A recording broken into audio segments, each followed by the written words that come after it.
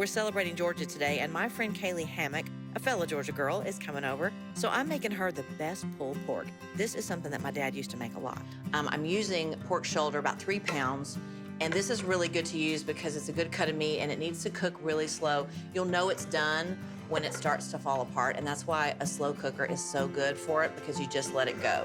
I'm gonna add in about 3 teaspoons of salt, and that'll just infuse that flavor into the pork. And then a couple of teaspoons of pepper. I've got some apple juice here, and the apple juice is gonna help tenderize this meat.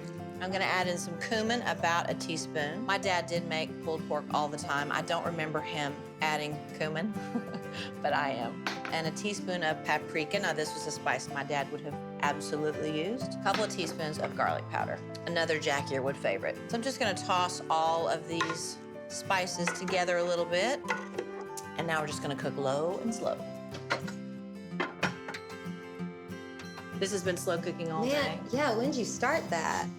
Okay. That smells so good. It almost has like a sweet, tangy kind of smell to it. It's got some apple juice in there. So I'm gonna take this out, and I'm gonna ask you to come around and shred this for me. Okay. It should just fall apart. Yep. Oh, it is. It's perfect. That's exactly what you want. It smells so good. I'm getting a flavorful facial steam. That's just It's perfect. perfect.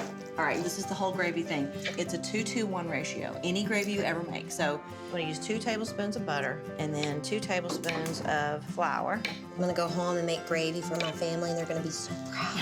And then we're gonna add in a cup of this juice from here. And I'm not measuring, so I'm gonna be a little bit. That means it's gonna be even better. And then you just wanna whisk it in. And you also could have lumps here, and that's why you just wanna keep whisking. And that flour is what really makes it just thicken up. I think I've shredded all this over here too, Perfect. so perfect timing. I should have had you make this gravy, but it's really easy. Nope. I think it's real good you made the gravy today. Maybe next time I may try or attempt, but no, that's good gravy. I'm just gonna pour this right over. Do it.